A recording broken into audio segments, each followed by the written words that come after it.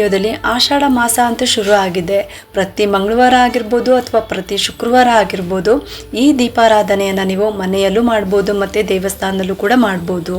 ಒಂದು ದೀಪಾರಾಧನೆಯನ್ನು ನೀವು ಎಲ್ಲ ದೇವ್ರಿಗೂ ಕೂಡ ನೀವು ಈ ದೀಪನ ಹಚ್ಬೋದು ಅಂತ ಒಂದು ಏಕೈಕ ದೀಪಾರಾಧನೆ ಇದು. ಗಂಡು ದೇವ್ರಿಗೆ ಆಗಿರ್ಬೋದು ಅಥವಾ ಹೆಣ್ಣು ದೇವ್ರಿಗೆ ಆಗಿರ್ಬೋದು ಅಥವಾ ಶಕ್ತಿ ದೇವತೆಗಳಿಗೆ ಆಗಿರ್ಬೋದು ಅಥವಾ ಸೌಮ್ಯ ರೂಪಿ ದೇವತೆಗಳಿಗೆ ಆಗಿರ್ಬೋದು, ದೇವಾನು ದೇವತೆಗಳಿಗೆ ಆಗಿರ್ಬೋದು ಈ ದೀಪಾರಾಧನೆಯನ್ನು ಮಾಡ್ಬೋದು. ಮತ್ತು ಮನೆಯಲ್ಲೂ ಮಾಡ್ಬೋದು, ದೇವಸ್ಥಾನದಲ್ಲೂ ಕೂಡ ಮಾಡ್ಬೋದು ಅಂತ ಒಂದು ಏಕೈಕ ದೀಪಾರಾಧನೆ. ಹಾಗಾದರೆ ಆ ಒಂದು ದೀಪಾರಾಧನೆ ಆದರೂ ಯಾವುದು, ಆ ದೀಪನ ನಾವು ಯಾವ ಕಾರಣಕ್ಕೋಸ್ಕರ ನಾವು ದೀಪ ಹಚ್ಚಬೇಕು, ಇದೆಲ್ಲ ಮಾಹಿತಿನ ತಿಳ್ಕೊಳ್ಳೋಣ. ಬನ್ನಿ ಇವಾಗ ತಡ ಮಾಡದೆ ವಿಡಿಯೋನ ಶುರು ಮಾಡೋಣ.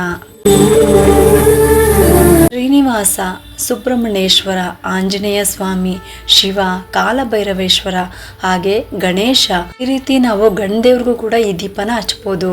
ಇನ್ನು ಲಕ್ಷ್ಮೀ ದೇವಿ, ಸರಸ್ವತಿ, ದುರ್ಗಾದೇವಿ, ಚಾಮುಂಡೇಶ್ವರಿ, ಅಣ್ಣಮ್ಮ, ಮಾರಮ್ಮ, ಈ ರೀತಿ ಸೌಮ್ಯ ರೂಪಿ ದೇವತೆಗಳೇ ಆಗಿರ್ಬೋದು ಅಥವಾ ಶಕ್ತಿ ದೇವತೆಗಳೇ ಆಗಿರ್ಬೋದು ಈ ದೀಪಾರಾಧನೆಯನ್ನ ಮಾಡ್ಬೋದು.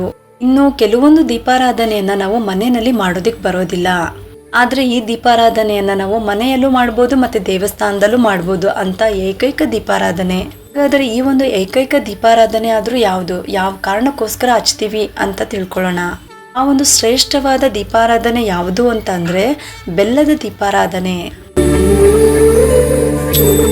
ಹಾಗಾದ್ರೆ ಈ ಬೆಲ್ಲದ ದೀಪಾರಾಧನೆ ಯಾವ ರೀತಿ ಹಚ್ಬೇಕು, ಯಾವ ಕಾರಣಕ್ಕೆ ಹಚ್ಬೇಕು, ಹೇಗೆ ಹಚ್ಬೇಕು ಅಂತ ತಿಳ್ಕೊಳ್ಳೋಣ.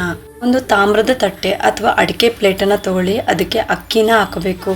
ಅಕ್ಕಿ ಮೇಲೆ ಓಂ ಅಥವಾ ಶ್ರೀ ಅಥವಾ ಸ್ವಸ್ತಿಕನ್ನು ಅಕ್ಕಿ ಮೇಲೆ ಬರಿಬೇಕು. ನಿಮ್ಮ ಉಂಗುರದ ಬೆರಳಿನಿಂದ ಬರಿಬೇಕು ಅಕ್ಕಿ ಮೇಲೆ. ಆ ಅಕ್ಕಿ ಮೇಲೆ ಎರಡೆರಡು ವಿಳೆದೆಲೆ ಇಡಬೇಕು. ಒಂದೊಂದು ದೀಪದ ಕೆಳಗಡೆ ಎರಡೆರಡು ವಿಳೆದೆಲೆ ಇಡಬೇಕು. ಆ ವಿಳೆದೆಲೆಗೆ ಅರಿಶಿನ ಕುಂಕುಮ ಇಡಬೇಕು, ಅಕ್ಷತೆ ಇಡಬೇಕು, ದೀಪ ಇಡಬೇಕು, ಅಂದರೆ ಅಚ್ಚಬೆಲ್ಲ ಇದನ್ನ ಇಡಬೇಕು.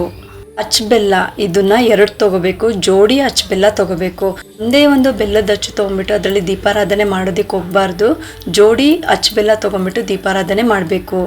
ಈ ಅಚ್ಚಬೆಲ್ಲಗೆ 3 ಕಡೆ ಅರಿಶಿನ ಕುಂಕುಮವನ್ನ ಇಡಬೇಕು. ದೀಪಾರಾಧನೆಗೆ ತುಪ್ಪನೇ ಬಳಸಬೇಕಾಗುತ್ತೆ ಮತ್ತೆ ಕೆಂಪು ಬಣ್ಣದ ಬತ್ತಿನ ಉಪಯೋಗಿಸ್ಬೇಕು. ಇದು ಎಲ್ಲ ಗ್ರಂಥಿಗೆ ಅಂಗಡಿನಲ್ಲೂ ಕೂಡ ಸಿಗುತ್ತೆ. ಬರೀ 30 ರೂಪಾಯಿ ಅಷ್ಟೇನೆ ಕೆಂಪು ಬಣ್ಣದ ಬತ್ತಿ ಸಿಗುತ್ತೆ. ಅಥವಾ ನೀವೇ ಕೂಡ ಮನೆಯಲ್ಲಿ ಮಾಡ್ಕೊಳ್ಬೋದು. ಅದು ಹೇಗೆ ಮಾಡೋದು ಅಂತ ಮುಂದೆ ತಿಳಿಸ್ತೀನಿ.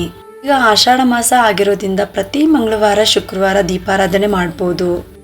ಈ ಒಂದು ದೀಪನ ಶಕ್ತಿ ದೇವತೆಗೆ, ಶಾಂತ ಸ್ವರೂಪಿ ದೇವತೆಗೆ ಮತ್ತು ಗಣದೇವ್ರಿಗೆ, ಈ ಥರ ಎಲ್ಲ ದೇವಾನು ದೇವತೆಗಳಿಗೂ ಕೂಡ ಈ ದೀಪಾರಾಧನೆ ಮಾಡ್ಬೋದು. ಅಷ್ಟು ಒಂದು ಶ್ರೇಷ್ಠವಾದ ದೀಪಾರಾಧನೆ ಈ ಬೆಲ್ಲದ ದೀಪಾರಾಧನೆ. ನೀವು ನಿಂಬೆಹಣ್ಣಿನ ದೀಪ ಯಾವ ರೀತಿ ಹಚ್ತೀರೋ ಅದೇ ರೀತಿಯೇ ನೀವು ದೀಪ ಹಚ್ಬೋದು.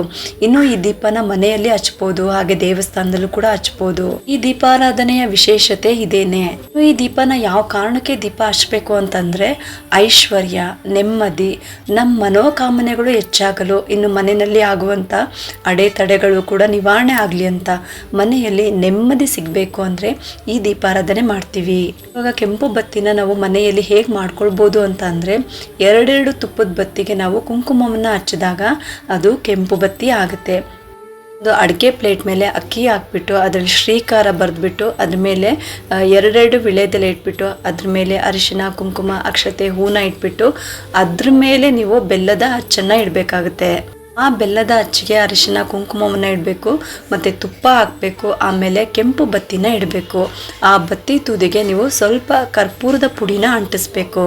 ಈ ರೀತಿ ರೆಡಿ ಮಾಡಿಟ್ಕೊಂಡ್ಬಿಟ್ಟು ದೀಪದ ಸುತ್ತ ನೀವು ಹೂಗಳಿಂದ ಅಲಂಕಾರವನ್ನ ಮಾಡ್ಕೋಬೇಕು. ಒಂಥರ ಊದ್ಗಡ್ಡಿ ತಗೊಳ್ಳಿ, ಅದಕ್ಕೆ ಸ್ವಲ್ಪ ಅರಿಶಿನ ಕುಂಕುಮ ಒಂದು ಬಿಡಿ ಹೂನ ಇಟ್ಕೊಂಡ್ಬಿಟ್ಟು ಮೊದಲು ಬೆಂಕಿ ಪೊಟ್ಟಣದಿಂದ ಊದ್ಗಡ್ಡಿನ ಅಂಟಿಸ್ಕೋಬೇಕು. ಆಮೇಲೆ ಬೆಲ್ಲದ ದೀಪನ ಹಚ್ಬೇಕು. ಇನ್ನು ನೀವು ದೇವಸ್ಥಾನದಲ್ಲಿ ದೀಪ ಹಚ್ತೀರಾ ಅಂದರೆ ಮೊದಲು ನೀವು ಮನೆಯಿಂದ ಪೂಜಾ ಸಾಮಗ್ರಿಗಳನ್ನು ತೊಗೊಂಡೋಗಿ ದೇವಸ್ಥಾನಕ್ಕೆ ಮೊದಲು ದೇವರ ದರ್ಶನ ಮಾಡಬೇಕು. ಅವರ ಅಪ್ಪಣೆ ಪಡ್ಕೋಬೇಕು. ಮೊದಲು ಕಷ್ಟ ಏನಿದೆ ಅದನ್ನು ಹೇಳ್ಕೊಂಡು ನೀವು ಆ ದೇವರ ದರ್ಶನ ಮಾಡಿಕೊಂಡು ಅವರ ಅಪ್ಪಣೆ ಪಡ್ಕೊಂಡು ಎಷ್ಟು ವಾರ ಈ ದೀಪ ಹಚ್ತಾ ಇದ್ದೀರೋ ಅದನ್ನು ಕೂಡ ಹೇಳ್ಕೊಂಡು ಯಾವುದೇ ಅಡೆತಡೆ ಬರ್ದಂಗೆ, ಯಾವುದೇ ವಿಘ್ನ ಬರ್ದಂಗೆ ನೀವು ಈ ದೀಪ ಹಚ್ಚೋದಕ್ಕೆ ಅನುಕೂಲ ಮಾಡಿಕೊಡಮ್ಮ ಅಂತ ಕೇಳಿಕೊಂಡು ಅವರ ಅಪ್ಪಣೆ ಪಡ್ಕೊಂಡು ಈ ದೀಪ ಹಚ್ಚೋದಕ್ಕೆ ನೀವು ಶುರು ಮಾಡಬೇಕು. ದೇವರ ದರ್ಶನ ಮಾಡಿಕೊಂಡು ಆರತಿ ತೊಗೊಂಡ್ಬಿಟ್ಟು ತೀರ್ಥ ತೊಗೊಂಡ್ಬಿಟ್ಟು ಆಮೇಲೆ ನೀವು ಬಂದ್ಬಿಟ್ಟು ಈ ದೀಪ ಹಚ್ಚೋದಕ್ಕೆ ಶುರು ಮಾಡಬೇಕು. ಮೊದಲು ನಾವು ದೇವ್ರಿಗೆ ಅಪ್ಲಿಕೇಶನ್ ಹಾಕಬೇಕು. ನಾವು ಯಾವ ಕಾರಣಕ್ಕೆ ಈ ದೀಪ ಹಚ್ತಾ ಇದ್ದೀವಿ ಅಂತ ಹೇಳ್ಕೊಂಡು ಆಮೇಲೆ ಬಂದ್ಬಿಟ್ಟು ನೀವು ದೀಪಾರಾಧನೆ ಮಾಡಬೇಕು. ಆಮೇಲೆ ನೀವು ದೀಪನ ರೆಡಿ ಮಾಡಿಟ್ಕೊಂಡು ಆಮೇಲೆ ಊದ್ಗಡ್ಡಿ ತೊಗೊಂಡು ದೀಪ ಹಚ್ಚಬೇಕು. ದೀಪ ಹಚ್ಚುವಾಗಲೂ ಕೂಡ ಯಾವ ದೇವರ ದೇವಸ್ಥಾನದಲ್ಲಿ ನೀವು ದೀಪ ಹಚ್ತಾ ಇದ್ದೀರೋ ಅಲ್ಲಿರುವಂಥ ದೇವರನ್ನ ನೆನೆಸ್ಕೊಂಡ್ಬಿಟ್ಟು ಮತ್ತೆ ಯಾವ ಕಾರಣಕ್ಕೋಸ್ಕರ ದೀಪ ಹಚ್ತಾ ಇದ್ದೀರಾ ಅದನ್ನು ಕೂಡ ನೀವು ನೆನೆಸ್ಕೊಂಡು ನೀವು ದೀಪನ ಹಚ್ಚಬೇಕು. ದೀಪ ಹಚ್ಚುವಾಗ ಸರ್ವಮಂಗಳ ಮಾಂಗಲ್ಯೆ ಶಿವೆ ಸರ್ವಾರ್ಥ ಸಾಧಿಕೆ ಶರಣೆ ತ್ರಯಂಬಕೆ ದೇವಿ ನಾರಾಯಣೇ ನಮೋಸ್ತುತೆ ಅಂತ ಈ ಮಂತ್ರವನ್ನ ಹೇಳ್ಕೋಬೇಕು. ದೀಪಕ್ಕೆ ನೀವು ಊದ್ಗಡ್ಡಿಯಿಂದ ಬೆಳಗ್ಬಿಟ್ಟು ಆಮೇಲೆ ಆ ಊದ್ಗಡ್ಡಿನ ಅದೇ ಪ್ಲೇಟ್ನಲ್ಲಿ ಸೈಡ್ನಲ್ಲಿ ಇಟ್ಕೊಳ್ಳಿ. ಆಮೇಲೆ ದೇವ್ರಿಗೆ ಆರತಿ ಮಾಡಿಬಿಟ್ಟು ಆಮೇಲೆ ಅಲ್ಲೇ ಜಾಗ ಮಾಡಿರ್ತಾರಲ್ವ ಈ ದೀಪನೆಲ್ಲ ಇಡೋದಕ್ಕೆ, ಅಲ್ಲಿ ನೀವು ಈ ಪ್ಲೇಟ್ನ ಇಡ್ಬೋದು. ಆಮೇಲೆ ದೀಪ ಇಟ್ಬಿಟ್ಟು ಅಲ್ಲಿ ಅದಾದಮೇಲೆ ಒಂದು ಇಬ್ರಿಗಾದ್ರೂ ಸರಿ ಒಂದು 3 ಜನಕ್ಕಾದರೂ ಅರಿಶಿನ ಕುಂಕುಮ ಹೂವನ್ನು ಕೊಟ್ಬಿಟ್ಟು ನೀವು ಅವರ ಆಶೀರ್ವಾದವನ್ನು ತಗೊಳ್ಳಿ. ಹಿರಿಯ ಮುತ್ತೈದೆಯರು ಏನಾದ್ರು ಸಿಕ್ಕಿದ್ರೆ ಅವ್ರ ಕಾಲಿಗೆ ನಮಸ್ಕಾರ ಮಾಡಿಕೊಂಡು ಅವರ ಆಶೀರ್ವಾದವನ್ನು ತಗೊಳ್ಳಿ. ನೀವು ಮನೆಯಲ್ಲಿ ನೀವು ಈ ದೀಪ ಹಚ್ಚೋರಾದರೆ ಇದೇ ರೀತಿಯೇ ದೀಪ ಹಚ್ಚಬೇಕು. ಆಮೇಲೆ ನೀವು ದೀಪ ಎಲ್ಲ ಹಚ್ಚಿದಾದ್ಮೇಲೆ ಆ ಅಕ್ಕಿ ಮತ್ತು ಬೆಲ್ಲ ಏನು ಮಾಡಬೇಕು ಅಂತ ಅಂದರೆ ಆ ದಿನ ನೀವೇನು ಮಾಡಬೇಕು ಅಂದರೆ ಅಕ್ಕಿನ ನೀರಾಕಿ ನೆನೆಸಿಡಿ. ಮಾರನೇ ದಿನ ಬೆಳಗ್ಗೆ ಅಕ್ಕಿ ನೆಂದಿರುತ್ತಲ್ವ ಆ ಅಕ್ಕಿ ಮತ್ತು ಈ ಬೆಲ್ಲನ ಚಿಕ್ಕದಾಗಿ ಕುಟ್ಬಿಟ್ಟು ಆ ಅಕ್ಕಿ ಜೊತೆ ಸೇರಿಸ್ಬಿಟ್ಟು ನಿಮ್ಮ ಮನೆ ಹತ್ರ ಏನಾದರೂ ಹಸು ಏನಾದರೂ ಇದ್ದರೆ ಹಸುಗೆ ತಿನ್ನಿಸ್ಬೇಕು. ನಮ್ಮ ಮನೆ ಹತ್ರ ಹಸು ಇಲ್ಲ ಅಂತ ಅನ್ನೋರು ಈ ಅಕ್ಕಿ ಮತ್ತು ಬೆಲ್ಲನ ನೀವು ಬೆಲ್ದನ್ನ ಮಾಡ್ಕೋಬೋದು, ಅಥವಾ ಪಾಯಸ ಆದರೂ ಮಾಡ್ಕೋಬೋದು. ಈ ರೀತಿ ನೀವು ಸಿಹಿ ಪದಾರ್ಥವನ್ನು ಮಾಡ್ಕೊಂಬಿಟ್ಟು ನೀವು ಮತ್ತು ನಿಮ್ಮ ಮನೆಯವರೆಲ್ಲರೂ ಕೂಡ ತಿನ್ಬೋದು ಪ್ರಸಾದದ ರೀತಿಯಲ್ಲಿ. ಇವಾಗ ಆಷಾಢ ಮಾಸ ನಡೀತಾ ಇರೋದ್ರಿಂದ ಈ ಶ್ರೇಷ್ಠವಾದ ಏಕೈಕ ದೀಪಾರಾಧನೆಯನ್ನು ನೀವು ಪ್ರತಿ ಶುಕ್ರವಾರ ಅಥವಾ ಮಂಗಳವಾರ ಕೂಡ ನೀವು ಮಾಡ್ಬೋದು. ಇಷ್ಟು ಕೂಡ ಮನೆಯಲ್ಲಿ ಅಥವಾ ದೇವಸ್ಥಾನದಲ್ಲಿ ಮಾಡುವಂಥ ದೀಪಾರಾಧನೆ. ಹಾಗೆ ಎಲ್ಲ ದೇವತೆಗಳಿಗೂ ಕೂಡ ಮಾಡುವಂಥ ಏಕೈಕ ದೀಪಾರಾಧನೆ ಇದು. ಈ ಒಂದು ಉಪಯುಕ್ತ ಮಾಹಿತಿ ನಿಮ್ಗೆ ಇಷ್ಟ ಆಗಿದೆ ಅಂತ ನಾನು ಭಾವಿಸ್ತಾ ಈ ವಿಡಿಯೋನ ಮುಗಿಸ್ತಾ ಇದ್ದೀನಿ. ಈ ವಿಡಿಯೋ ಏನಾದರೂ ನಿಮ್ಗೆ ಇಷ್ಟ ಆಗಿದ್ರೆ ಒಂದು ಲೈಕ್ ಮಾಡಿ, ಶೇರ್ ಮಾಡಿ ಮತ್ತು ಸಬ್ಸ್ಕ್ರೈಬ್ ಮಾಡಲು ಮರಿಬೇಡಿ. ಯಾಕಂದರೆ ನೀವು ಮಾಡೋ ಒಂದು ಸಬ್ಸ್ಕ್ರೈಬಿಂದ ನಮ್ಮಂತಹ ಸಣ್ಣ ಸಣ್ಣ ಚಾನಲ್ಸ್ಗೆ ಒಂದು ಸಪೋರ್ಟ್ ಮಾಡ್ದಂಗೆ ಆಗುತ್ತೆ. ಮತ್ತೆ ಸಿಗ್ತೀನಿ ಮುಂದಿನ ಹೊಸ ವಿಡಿಯೋದೊಂದಿಗೆ ಅಂತ ಹೇಳ್ತಾ ಈ ವಿಡಿಯೋನ ಮುಗಿಸ್ತಾ ಇದ್ದೀನಿ. ಸರ್ವೇ ಜನ ಸುಖಿನೋ ಭವಂತು.